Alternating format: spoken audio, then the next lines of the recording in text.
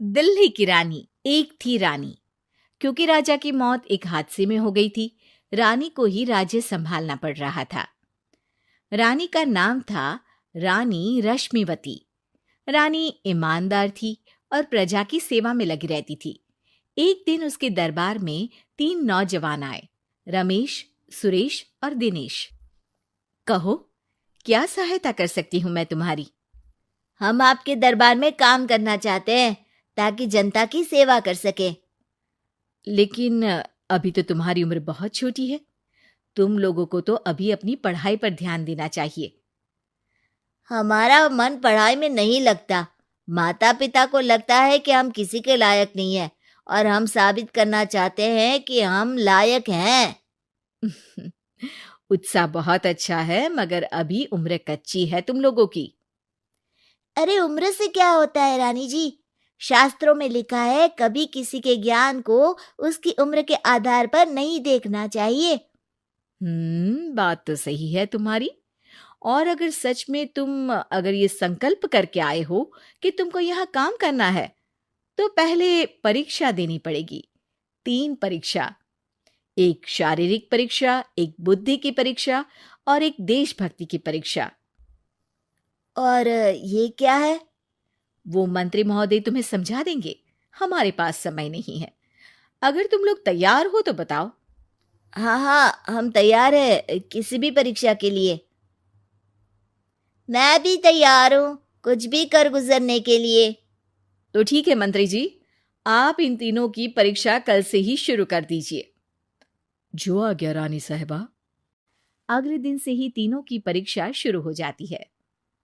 पहले शारीरिक परीक्षा, यानी किस में कितना है दम, ये देखेंगे हम। क्योंकि शरीर में दम होगा तभी तो प्रजा की सेवा में दम लगा पाओगे। अ, हमें क्या करना होगा? वो पेड़ दिख रहा है, जो सबसे पहले चढ़ेगा उस पे दरबार में नौकरी पाने के अवसर उसी के बढ़ जाएंगे। मैं चढ़ता हूँ। अरे रुको रुको, गिनती गिनने दो। 1, 2, 3। 3 की गिनती के बाद रमेश और सुरेश भागकर पेड़ के पास गए, मगर दिनेश आराम से पेड़ के पास गया। जैसे ही रमेश और सुरेश आधे पेड़ तक चढ़ गए, दिनेश ने उन दोनों की टांग पकड़ के उन्हें नीचे गिरा दिया और खुद पेड़ पर चढ़ गया। दिनेश की जीत हुई। अरे लेकिन इसने बेईमानी की। बेईमानी नहीं की, बुद्धि लगाई। शरीर के दम के साथ दिमाग में भी दम होना चाहिए। क्यों मंत्री जी? हाँ हाँ, बात तो तुम्हारी सही है। लेकिन बात अगर बुद्धि की है तो बुद्धि की असली परीक्षा हम कल लेंगे। शाम को जाकर मंत्री रानी को सब बता देते हैं। यानी दिनेश उन सब में ज्यादा होशियार है। जी रानी साहिबा। अगले दिन तीनों की बौद्धिक परीक्षा का समय होता है। आज हमें क्या करना है मंत्री जी? थोड़ा सब्र करो, कल जल्दबाजी में ही हारे थे तुम। सही कह रहे हैं मंत्री जी। अरे तू क्यों ज्यादा बोल रहा है? तू भी तो हारा था ना कल। ए दिनेश, ज्यादा होशियार मत बन।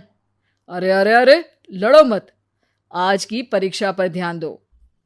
आज की बौद्धिक परीक्षा में ये कुछ बोरे हैं, कुछ में नमक है और कुछ में रुई। जिसको जो ले जाना है उठा लो। देखते हैं कि कौन जल्दी से कोई भी एक बोरा नदी के उस पार लेकर जाता है। समय शुरू होता है अब। तीनों बोरों की तरफ बढ़ते हैं। सुरेश, नमक की बोरी भारी है, ले जाने में मुश्किल होगी। हाँ हाँ, सही कह रहा है, रुई हल्की है, हम दोनों रुई लेकर चलते हैं। अरे भाई, मैं तो नमक लेकर जाऊंगा। रमेश और सुरेश ये सोचकर हंसते हैं कि आज तो दिनेश हार ही जाएगा। दौड़ शुरू होती है। 1, 2, 3। तीनों नदी की तरफ भागते हैं। रुई में वजन कम होने के कारण रमेश और सुरेश आगे निकल जाते हैं और दिनेश थोड़ा पीछे।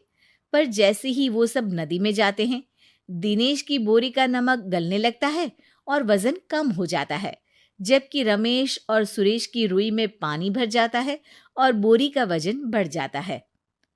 अरे ये इतनी भारी क्यों हो गई रमेश? अरे मुझे क्या पता, शायद जादुई बोरी है। अरे लगता है कि हम बेवकूफ बन गए।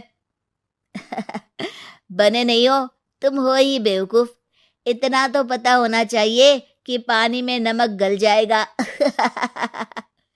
दिनेश का पूरा नमक गल जाता है और बोरी खाली हो जाती है। वो जल्दी से रेस पूरी कर लेता है। इस परीक्षा के विजेता भी दिनेश ही हैं।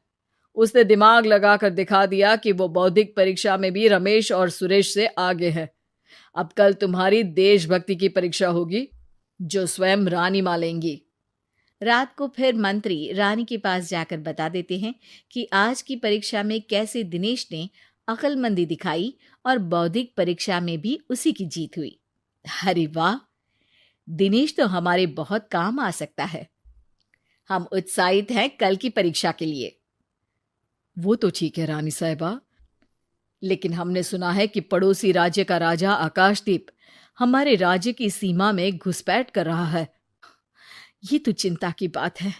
हमें जल्द ही कुछ करना चाहिए। अगले दिन रमेश, सुरेश और दिनेश अपनी आखिरी देशभक्ति की परीक्षा के लिए दरबार में आते हैं। प्रणाम रानी साहिबा। नमस्कार रानी जी। प्रणाम रानी माँ। हमने तुम्हारी परीक्षा पर गौर किया। दिनेश आगे हैं। हम तुम तीनों में से किसी दो को ही दरबार में काम दे सकते हैं। किसी एक को आज जाना होगा। तो देशभक्ति की परीक्षा के लिए तैयार हो? पूरी तरह से। मैं तीनों से एक ही सवाल करूंगी। जिसका जवाब सबसे सही लगेगा उसे तो नौकरी मिल ही जाएगी। फिर दूसरे सबसे सही जवाब देने वाले को भी काम मिलेगा। आप लोगों का समय शुरू होता है अब। ज्यादा सोचने का समय नहीं होगा। जो मन में पहली बात आए उसका जवाब दे। तो सवाल ये है कि तुम इस मिट्टी के लिए क्या कर सकते हो? मैं इस मिट्टी को साफ रखूंगा। यहाँ के लोगों के भोजन की कमी को मैं पूरी करूंगा। मैं यहाँ के लोगों को गले लगा लगा के उनको खुशी दूंगा रानी माँ, और गरीबों के लिए घर बनवाऊंगा। मैं इस मिट्टी के लिए किसी की जान भी ले सकता हूँ रानी माँ। मंत्री, दिनेश को एक तलवार दो। जी रानी जी। दिनेश, पड़ोसी राज आकाशदीप की जान तुम्हारे हाथ में है। जाओ, अपना काम पूरा करो। आज रात को तुम उस पर हमला करोगे जब वो सो रहा होगा। दिनेश वहां से चला जाता है। रानी माँ, ये आपने क्या किया? अभी किया नहीं है मंत्री जी। आप आकाशदीप को संदेशा भिजवाओ कि पड़ोसी देश का एक कातिल रात को उन पे हमला करेगा और दिनेश को पकड़वा दो। अरे, ये आप क्या कह रही हैं? और क्यों कर रही हैं आप ऐसा? राजा को लगेगा कि हमने उसकी मदद की, उसकी जान बचाकर। वो हमारे राज्य का पीछा छोड़ देगा और हमारा एहसानमंद हो जाएगा। और दिनेश का क्या होगा? इस राज्य को दिनेश जैसे शातिर और लड़ाकू लोगों से ज्यादा जरूरत है, ऐसे लोगों की जो लोगों को खाना खिलाने की और खुश करने की बात करे। और ये गुण सुरेश और रमेश में है। इन्हें नौकरी दे दो। दिनेश बहुत चतुराई से नौकरी हड़पना चाहता था, जिसके लिए उसने रमेश और सुरेश जैसे दोस्तों का भी नुकसान किया। पर रानी ज्यादा चतुर निकली। उसने एक तीर से दो निशाने लगाए। दिनेश जैसे खूंखार युवक को राज्य से बाहर करवा दिया और पड़ोसी राजा आकाशदीप को अपना एहसानमंद कर लिया। पूरा दरबार रानी की जय जयकार कर रहा था।